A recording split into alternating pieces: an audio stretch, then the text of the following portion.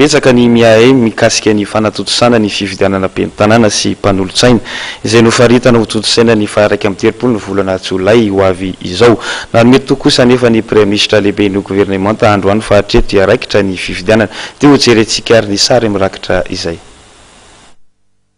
Vonona amin'ny fiatrehana ny fifidianana ny gouvernement araka nambaran'ny Premier Ministre ny Général Ravelonarivo Jean. Nampatsahivy ny Premier Ministre fa tafiditra ao anatin'ny fanatanterahana ny soro-dalana hivoahana amin'ny krizy ny fanatotosana ny fifidianana ben'ny tanàna sy mpanolotsaina ary manana anjara andraikitra ny fanatanterahana izany ny sehatra iraisam-pirenena. Ny an'ny gouvernement dia efa vonona zay ny vola ary ny senity ny tanisa satria azadintsika ne feuille de route ne no ny aingatsika daholo amin'ny fifidianana mandeha misy andraikitra ny Union africaine ao anatin'io manana anjara tokony hoentiny izy manana anjarany koa ny Nations Unies ary ny firenena mikambana zany zay zavatra zay zany efa misy fitsinjarana anazy misy ny firenena makambana moa tamin'ny février raha tadidinareo ny groupe de dialogue stratégique tamin'ny 9 févroary dia efa ny teniny anjara brikiny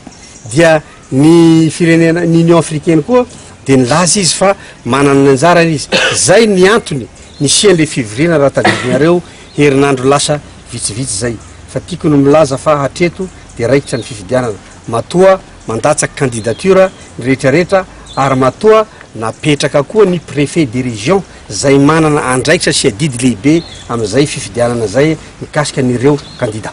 Anisany nametra-panontaniana ny Premier Ministre ihany koa androany momba n'Andriamatoa Marc Ravalomanana. Raha fanazavana nentin'ny Premier Ministre ny Général Ravelonarivo Jean nisy ny fifanarahana ary miantso ny anarahana izany ny Premier Ministre. Mbola misy ny zavatra manodidina rehetrarehetra fepetra zay tsy maintsy arahana fa raha mba misy koa nefa niezaka nataon'ny fitondram-panjakana hitatsika dia efa betsaka niezaka nataon'ny fitondram-panjakana amin'ny kany Andriamatoa Ravalomanana fa izy zany io dia trano tsy misy varatra zay tsy mahalena kelofana ary tokony tsirairay zany dia mba manaraka an'izay lalàna velona zay satria tany tandalàna no tadiavintsika fanjakana tsara tantana sy matanjaka dia tokony samy mba manaraka an'izay mba resaka zay ny fanarahana.